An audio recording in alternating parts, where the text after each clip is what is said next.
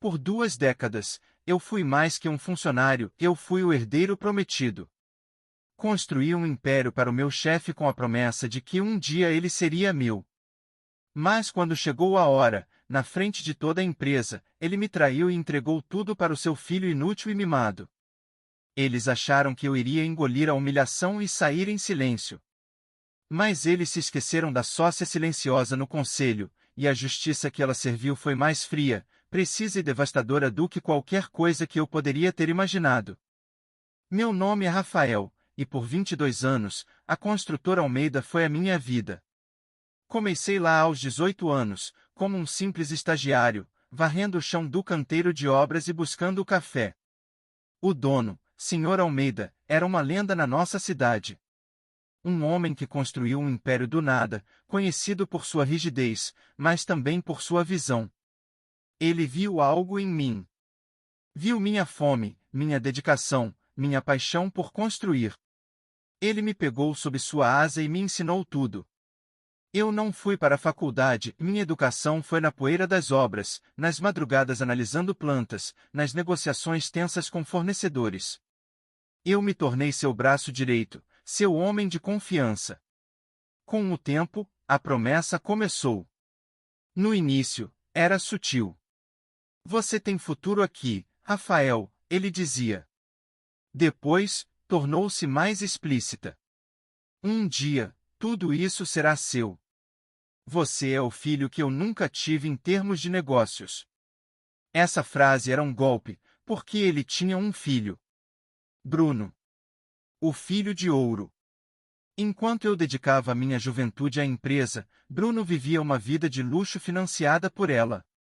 Carros esportivos, viagens para a Europa, apartamentos de cobertura. Ele não tinha interesse nenhum nos negócios, a não ser como uma fonte inesgotável de dinheiro.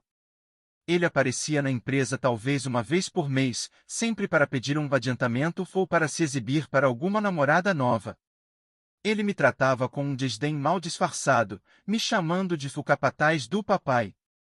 O Sr. Almeida era cego para as falhas do filho. Ele justificava a preguiça de Bruno como o espírito livre e sua arrogância como confiança.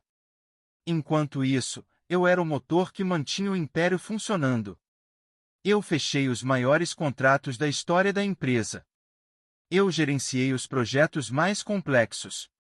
Eu sacrifiquei fins de semana, feriados e relacionamentos pessoais. Fiz tudo isso alimentado por uma única promessa, a de que meu suor seria recompensado, que a lealdade e o mérito valeriam mais do que o sangue. O tempo passou. O Sr. Almeida envelheceu. Sua energia diminuiu, e cada vez mais, a responsabilidade pela empresa caía sobre meus ombros. Eu era, na prática, o CEO, embora meu título fosse apenas diretor de operações. Ele confiava em mim para tudo, desde a contratação de novos engenheiros até a aprovação de orçamentos multimilionários. A promessa tornou-se quase um mantra. Fique tranquilo, Rafael. Quando eu me aposentar, você assume. A empresa ficará em boas mãos, as suas. Eu acreditei. Eu confiei. No mês passado, o Sr. Almeida anunciou sua aposentadoria em uma grande festa para todos os funcionários e parceiros. Eu fui para o evento com o coração na mão, uma mistura de nervosismo e expectativa. Era a noite em que minha vida de dedicação seria coroada. Ele subiu ao palco, fez um discurso emocionante sobre a história da empresa, sobre os desafios e as vitórias. Ele me elogiou publicamente, me chamando de a espinha dorsal da construtora Almeida, um homem de lealdade e talento inquestionáveis. E então, ele disse, é com grande orgulho que anuncio meu sucessor. Um homem que levará esta empresa a novas alturas, que carrega o sangue e o espírito dos Almeida. Por favor, deem as boas-vindas ao novo CEO, meu filho, Bruno. O silêncio na sala foi ensurdecedor por um segundo, antes de ser quebrado por aplausos hesitantes e confusos. Eu fiquei parado no meio da multidão, sentindo como se tivesse levado um soco no estômago. O ar foi arrancado dos meus pulmões. Olhei para o palco e vi Bruno, com seu sorriso arrogante, abraçando o pai. Era um pesadelo. 22 anos da minha vida, de trabalho incansável, de sacrifícios, tudo reduzido a nada por causa de um sobrenome. As pessoas me olhavam com pena, alguns dos meus colegas mais próximos com raiva em meu nome. Eu não consegui ficar ali. Saí do salão, passando por todos como um fantasma, e fui para o estacionamento, tentando desesperadamente não desmoronar. A humilhação era física, uma dor que queimava no meu peito. Mais tarde naquela noite, o Sr. Almeida me ligou. Eu o ignorei. Ele deixou uma mensagem. A voz dele era calma, como se nada de extraordinário tivesse acontecido. Rafael, sei que você pode estar surpreso, mas preciso que entenda. Sangue é mais grosso que água. E eu preciso de você agora mais do que nunca. Bruno vai precisar de um bom mentor para guiá-lo. Sua posição na empresa está segura, claro. Conto com você amanhã, como sempre. Mentorar o Bruno. A audácia era inacreditável. Ele não estava apenas me negando a promessa de uma vida, ele estava me rebaixando a babá do garoto mimado que havia herdado meu lugar por direito de mérito. Passei a noite em claro, um turbilhão de raiva, mágoa e humilhação. Minha primeira reação foi pedir demissão na manhã seguinte, de forma dramática, talvez até processá-lo por quebra de promessa verbal, embora eu soubesse que seria uma batalha perdida. Eu queria queimar todas as pontes.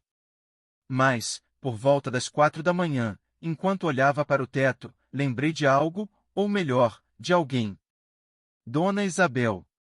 Ela era viúva do sócio original do Sr. Almeida, que faleceu há muitos anos. Ela herdou a participação de 40% do marido na empresa, mas sempre foi uma sócia completamente silenciosa. Ela vivia em outra cidade, nunca participava de reuniões, e eu suspeitava que o Sr. Almeida muitas vezes se esquecia de sua existência. Mas eu não. Parte do meu trabalho era garantir que os relatórios anuais e os dividendos fossem enviados para ela. E eu me lembrava de uma conversa que tive com a falecida esposa do Sr. Almeida, anos atrás.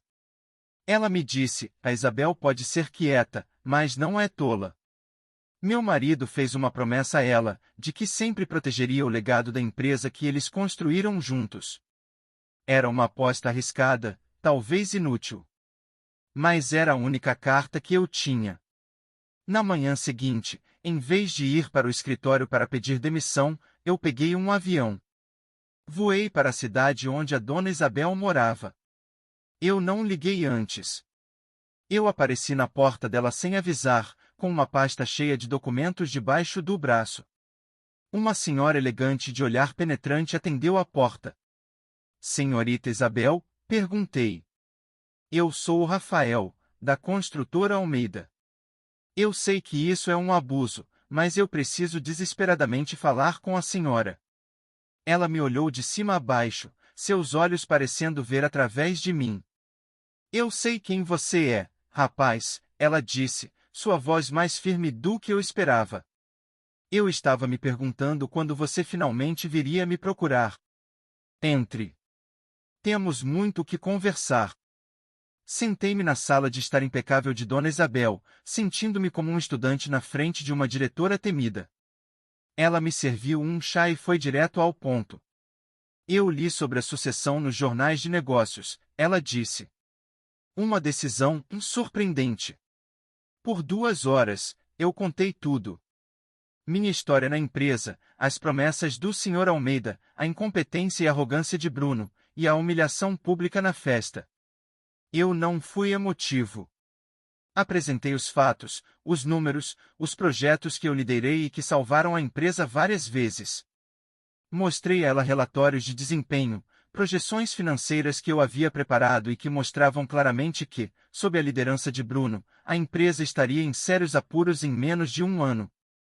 Ela ouviu em silêncio, ocasionalmente fazendo uma pergunta afiada que mostrava que ela entendia do negócio muito mais do que eu imaginava. Quando terminei, ela se levantou e foi até uma escrivaninha antiga, de onde tirou uma pasta de couro. Meu falecido marido e o Sr. Almeida eram como irmãos, ela disse, mas meu marido nunca foi cego. Ele sabia que o ponto fraco de Almeida era o filho. Nesta pasta está o acordo de sócios original. E nele, há uma cláusula de continuidade e competência.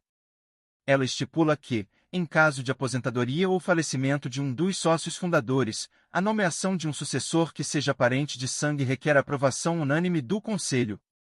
Uma aprovação que, obviamente, nunca me foi solicitada. Meus olhos se arregalaram. O Sr. Almeida ignorou o acordo? Perguntei. Ele não ignorou, ela corrigiu com um sorriso frio. Ele esqueceu. Ou, mais provavelmente, ele apostou que eu nunca me importaria em intervir. Ela fechou a pasta. Ele apostou errado. O que você quer, Rafael? Eu quero o que me foi prometido, eu disse, minha voz finalmente encontrando sua força. Eu quero liderar a empresa que ajudei a construir. Isso não será o suficiente, ela disse. Se vamos para a guerra, vamos para vencer. Você merece mais do que a liderança. Você merece a propriedade. O plano dela era simples e brutal. Como detentora de 40% das ações e com a violação do acordo de sócios, ela tinha o direito de convocar uma reunião de emergência do conselho. Ela me deu uma tarefa: voltar para a empresa, agir como um mentor leal por alguns dias, e silenciosamente, garantir a lealdade dos chefes de departamento mais importantes. Eles confiam em você, não nele, ela afirmou. Mostre a eles que há um futuro, mas não sob a liderança de Bruno. Voltei para a empresa no dia seguinte. O Sr. Almeida ficou aliviado ao me ver, pensando que eu havia aceitado meu destino. Bruno tentou me dar ordens, falando sobre redecorar o escritório principal e comprar um novo carro para a empresa, para ele, claro. Eu concordava com tudo, pacientemente, enquanto nos bastidores, eu me reunia com os engenheiros-chefes, com a diretora financeira, com o chefe de RH. Eu não precisei dizer muito. Eles já estavam apavorados com a ideia de Bruno no comando. Apenas dei a eles uma centelha de esperança. A reunião do conselho foi marcada para a sexta-feira seguinte. O Sr. Almeida e Bruno entraram na sala de reuniões rindo, esperando uma formalidade. A expressão deles mudou quando viram Dona Isabel sentada na cabeceira da mesa, com seu advogado ao lado. Isabel! Que surpresa! Gaguejou o Sr. Almeida. A que devemos a honra? Honra e negócios, Almeida, ela respondeu, a voz cortante. Estou aqui para discutir uma violação contratual grave e para propor uma nova estrutura de liderança para esta empresa. O que se seguiu foi uma execução corporativa. O advogado de Dona Isabel apresentou a cláusula do acordo de sócios e a prova de que ela não havia sido consultada sobre a sucessão. Ele então apresentou meu dossiê, detalhando a performance financeira da empresa sob minha gestão prática versus as projeções catastróficas sob a liderança de Bruno. O Sr. Almeida tentou argumentar, falou sobre tradição, sobre família. Bruno tentou se defender, mas cada palavra que saía de sua boca apenas confirmava sua total incompetência. Então, Dona Isabel apresentou seu ultimato. Você tem duas opções, Almeida. A primeira, você anula a nomeação de Bruno imediatamente. Rafael será nomeado novo CEO, com um contrato de 5 anos e um pacote de ações que o tornará sócio minoritário. Bruno será removido de qualquer posição na empresa e terá sua mesada cortada. Ele viverá com os dividendos de sua pequena herança, como um acionista comum. E a segunda opção? Perguntou Almeida, pálido. A segunda opção, disse Dona Isabel, é que eu invoco meu direito de dissolver a sociedade. Eu vou retirar meu capital, iniciar uma nova construtora com um novo nome, e levarei comigo o único ativo de valor que esta empresa ainda possui. Ela olhou diretamente para mim. E eu garanto a você que todos os nossos clientes e os melhores funcionários virão conosco. O Sr. Almeida olhou ao redor da sala, para os rostos dos seus diretores, e viu que não tinha apoio. Ele estava encurralado. Ele havia subestimado a sócia silenciosa e, ao trair sua promessa para mim, havia perdido tudo. Derrotado, ele concordou com a primeira opção. Bruno explodiu em fúria, acusando o pai de traí-lo, me acusando de conspirar. Ele foi escoltado para fora da sala pela segurança. Naquele dia, eu saí daquela reunião como o novo CEO da construtora Almeida. A transição foi desafiadora, mas a lealdade da equipe tornou tudo possível. O Sr. Almeida se aposentou de vez, tornando-se uma figura distante e melancólica. Nós nos falamos raramente. Acho que ele nunca me perdoou por ter sido o catalisador de sua humilhação, mas acho que, no fundo, ele sabe que a decisão foi a única que poderia salvar a empresa. Bruno, sem o dinheiro ilimitado do pai, teve que enfrentar a realidade pela primeira vez na vida. Ouvi dizer que ele tentou e falhou em vários pequenos negócios e agora vive uma vida modesta, uma sombra do príncipe que um dia foi. A empresa, sob minha liderança e com a orientação sábia de Dona Isabel, prosperou como nunca antes. Honramos o legado, mas o modernizamos com integridade e meritocracia. Minha vingança não foi um ato explosivo, mas uma reestruturação silenciosa e metódica. Foi a prova de que, no final, a competência vale mais que o sangue, e a lealdade, quando traída, pode encontrar aliados nos lugares mais inesperados. Eu não precisei destruir o império, eu simplesmente o herdei, não por promessa, mas por direito e pela força de uma justiça que demorou 22 anos para chegar.